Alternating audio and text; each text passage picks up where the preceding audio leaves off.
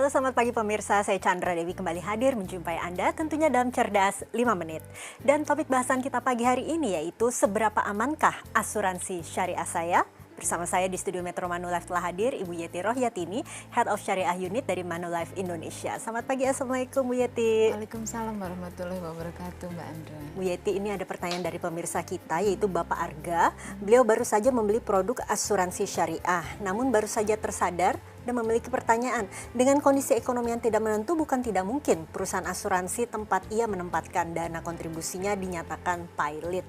Nah, kalau begitu Pak Arga juga bertanya, bagaimana kok itu sampai terjadi? Apakah uang kontribusinya aman? Bagaimana Bu? Bisa dijawab? Iya, alhamdulillah sebetulnya sih sekarang dengan adanya peraturan-peraturan yang ditetapkan oleh OJK, itu akan membuat masyarakat dan para pemegang polis, nasabah yang memiliki polis, itu akan lebih merasa nyaman dan aman. Kenapa? Karena setiap bulan ada kewajiban untuk melaporkan keuangannya, kondisi keuangannya kepada OJK.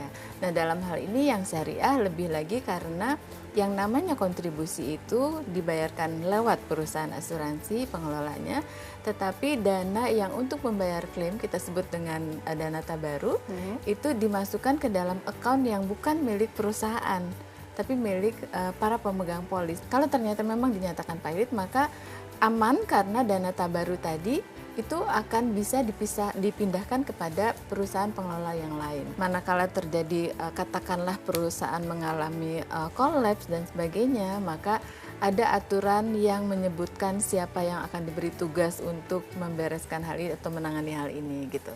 Jadi tidak usah khawatir karena nantinya juga akan ada komunikasi dengan para nasabahnya. Akan ada komunikasi berarti nasabah juga dilibatkan? Diberitahu, iya diberitahu. Jadi tentu saja ini penting karena nasabah kan harus yakin juga bahwa polisnya aman gitu ya, dana yang sudah dia titipkan aman. Oke, ada kompensasi tidak sih yang akan diberikan kepada nasabah jika hal ini terjadi, Bu? Dalam hal ini biasanya begini, dalam kondisi tertentu maka perusahaan akan menetapkan atau pemerintah akan menetapkan, oh ini dipindahkan atau ditambahkan atau dibeli oleh investor baru misalnya gitu ya. Nah, maka polisnya kan tetap di-maintain kan, tetap dilanjutkan. Nah, tetapi kemudian kalau misalnya nasabah memutuskan, oh saya mau mengundurkan diri aja, membatalkan polisnya saja, ya tentu saja bisa.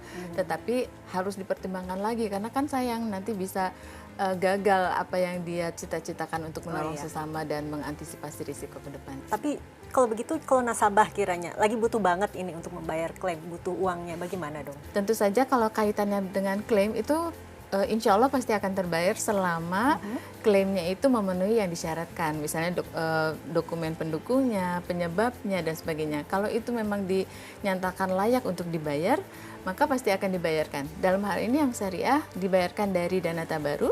Tapi kalau dalam keadaan dana tabaru itu misalnya defisit, sehingga dana ini sudah tidak lagi memiliki kekuatan untuk membayar klaim, maka perusahaan pengelola itu memiliki kewajiban untuk memberikan dana cadangan atau dana talangan. Dalam hal ini disebut dengan KOR.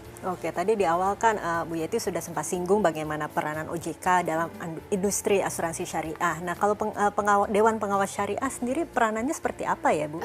Dua-dua sangat berperan sangat penting di dalam pengelolaan. Dalam hal ini adalah industri keuangan syariah gitu ya. OJK dalam hal ini memberikan pengawasan, pengaturan, dan aturan-aturan yang dikeluarkan, kemudian itu ditetapkan sesuai dengan kondisi yang ada sekarang. Jadi semua aturan yang berkaitan dengan undang-undang, dengan ketentuan-ketentuan turunan dari undang-undang itu diatur oleh OJK. DPS dalam ini adalah wakil dari Dewan Syariah Nasional. Nah, Dewan Syariah Nasional ini adalah lembaga yang memastikan bahwa semua aturan fikih muamalahnya sesuai. Lembaga ini juga yang mengeluarkan fatwa-fatwa yang dibutuhkan untuk para praktisi melakukan pekerjaannya agar selalu sesuai dengan ketentuan syariah Islam. Baiklah Bu Yeti, terima kasih banyak ya Bu atas kehadirannya. Dan pemirsa, demikianlah Cerdas 5 Menit, Cerdas Finansial untuk episode kali ini. Saya Chandra Dewi, terima kasih atas perhatiannya. Sampai jumpa. Dipersembahkan oleh